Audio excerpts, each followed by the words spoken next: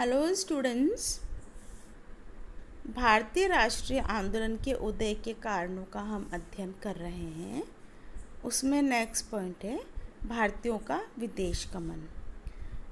19वीं सदी से अनेक भारतीय शिक्षा प्राप्ति तथा अन्य कार्यों से विदेश जाने लगे।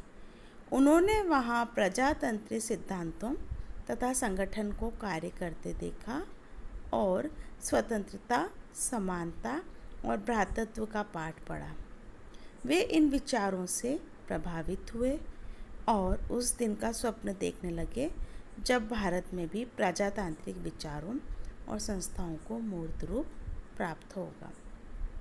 भारत आकर उन्होंने इन विचारों का प्रचार और प्रसार किया। इससे भी भारतीयों को जागरूक होने का अवसर प्राप्त हुआ। नेक्स्ट पॉइंट है भारतीय समाचार पत्रों तथा देशी साहित्य का विकास।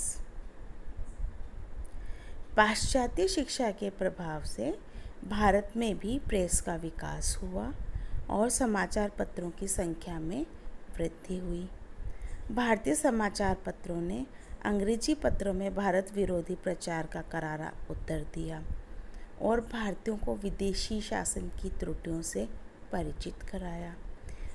इस श्रेणी के समाचार पत्रों में संवाद कौमुदी, बॉम्बे समाचार, बंगदूत, राष्ट्र गुफ्तार, अमृत बाजार पत्रिका, ट्रिब्यून इत्यादि प्रमुख नाम हैं।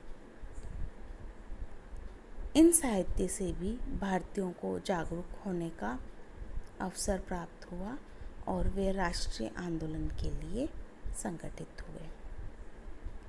नेक्स्ट पॉइंट है आर्थिक असंतोष। बच्चों, जैसा कि आप जानते हो कि अंग्रेज व्यापारी बनकर भारत आए थे और धीरे धीरे उन्होंने अपना राजनीतिक प्रभाव भी जमा लिया और भारत को अपना गुलाम बना लिया। उनका मुख्य उद्देश्य भारत का आर्थिक दोहन करना था। वे भारत के विभिन्न भागों से कच्चे माल को यानी रॉ मटेरियल को इकट्ठा करके ब्रिटेन ले जाते थे। वहाँ फिर कारखानों में मैन्युफैक्चर करके पक्का माल अर्थात फिनिश्ड गुड्स बनाकर उन्हें भारतीय बाज़ारों में ऊंचे भाव पर बेचा करते थे। इससे उनकी आर्थिक समृद्धि बढ़ती गई और भारत दिन बर दिन गरीब होता गया। इससे भी भारतीयों में बहुत ज़्यादा असंतोष उत्पन्न हुआ और वे भारतीय राष्ट्रीय आंदोलन के लिए संगठित हुए। नेक्स्ट पॉइंट है बच्चों भारतीयों को उच्च पद से अलग रखने की नीति। अंग्रेज यह नहीं चाहते थे कि भारतीय उच्च पदों पर आसीन हों, क्योंकि यदि ऐसा होता तो वे भारतीय हितों का प्रतिनिधित्व करते और ये अंग्रेजों के लिए बिल्कुल भी फेवरेबल नहीं होता। तो उन्होंने हमेशा यही प्रयास किया कि भारत में भी समस्त उच्च पदों पर अंग्रेज अधिकारी ही आसीन रहें। भारतीयों को उच्च पद विशेषतया भारतीय नागरिक सेवा ICS से अलग रखने के कई प्रयास किए गए। इस सेवा में प्रवेश की आयु 21 वर्ष थी। परीक्षा केवल इंग्लैंड में होती थी और परीक्षा का माध्यम भी अंग्रेजी भाषा होता था। ऐसी स्थिति में भारतीयों के लिए नागरिक सेवा में प्रवेश करना कठिन होता था। सन 1877 में नागरिक सेवा में प्रवेश की आयु 21 वर्ष के स्थान पर 19 वर्ष कर दी गई थी ताकि भारतीयों को इस प्रतियोगिता में शामिल होना असंभव हो जाए। ऐसी स्थिति में भी सुरेंद्र नाथ बनर्जी ने ब्रिटिश सरकार के इस कार्य का विरोध करने और इस पर राष्ट्रीय जनमत के निर्माण हेतु संपूर्ण देश का दौरा किया था। इस नीति से भी भारतीयों में गहरा रोष था और वे अंग्रेजों के खिलाफ एकजुट हुए। नेक्स्ट पॉइंट है बच्चों, जाति विभेद नीति। अंग्रेज भारतीयों को आधे वन मानुष और आधे जंगली कहकर पुकारते थे। वे भारतीयों को बहुत ही हीन और पिछड़ा मानते थे, जिनके पास न तो रीति रिवाज थे न व्यवहार करने का तरीका थे। वे उन्हें जंगली के समान मानकर ट्रीट किया करते थे और वे जब कभी भी मौका मिलता था भारतीयों की इंसल्ट करने का कोई मौका नहीं छोड़ते थे। तो ऐसी कई परिस्थितियों के कारण भारतीय अंग्रेज शासन के खिलाफ एकजुट हुए।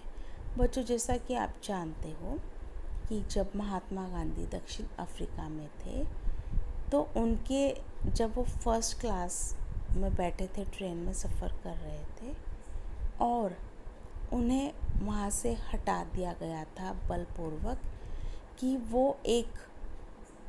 वो गोरी चमड़ी के लिए रिज़र्व था कोच, तो वो उसमें कैसे आकर बैठ गए। बस यहीं से, उस अपमान से ही महात्मा गांधी का जो सफ़र शुरू हुआ आंदोलन का, उसके बाद हमने देखा कि उन्होंने भारत आकर किस तरह से आंदोलनों का नेतृत्व किया और भारत को आज़ादी दिलाने में अपना सबसे महत्वपूर्ण योगदान दिया।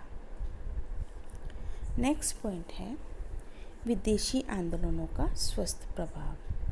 बच्चों, उस समय में Italy, Germany, Romania, Serbia, France इत्यादि कई देशों में आंदोलन चल रहे थे और ये सभी आंदोलन उदारवादी विचारधाराओं से प्रेरित थे और लोकतांत्रिक शासन की स्थापना करने का से प्रेरित थे।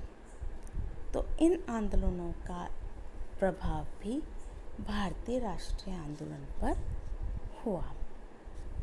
नेक्स्ट पॉइंट है लॉर्ड लिटन की दमनात्मक नीति।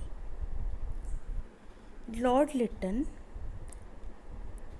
को बहुत ही क्रूर गवर्नर जनरल माना जाता है और 1877 में उन्होंने विक्टोरिया क्वीन जो थी उनको भारत की महारानी घोषित करने के लिए दिल्ली में एक विशाल दरबार का आयोजन किया था, जिसमें लाखों रुपये व्यय किए गए थे और वह भी उस समय जब भारत में गंभीर अकाल की स्थिति थी और लोग भूखे मर रहे थे। सेकंड जो इनका कार्य था वह था वर्नाकुलर प्रेस एक्ट को पारित कराना, जिसके द्वारा भारतीय भाषाओं के समाचार पत्रों पर कठोर नियंत्रण स्थापित किया गया। ऑब्वियसली भारत में इसका भी बहुत ज़्यादा विरोध हुआ। फिर एक और बड़ा जो उनका कुत्सित कार्य था वह था भारतीय शस्त्र अधिनियम।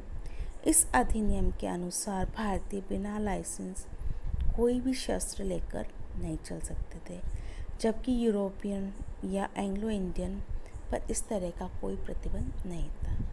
तो इन कारणों से भारतीयों में काफ़ी रोष था और वे आंदोलन करने के लिए प्रेरित हुए।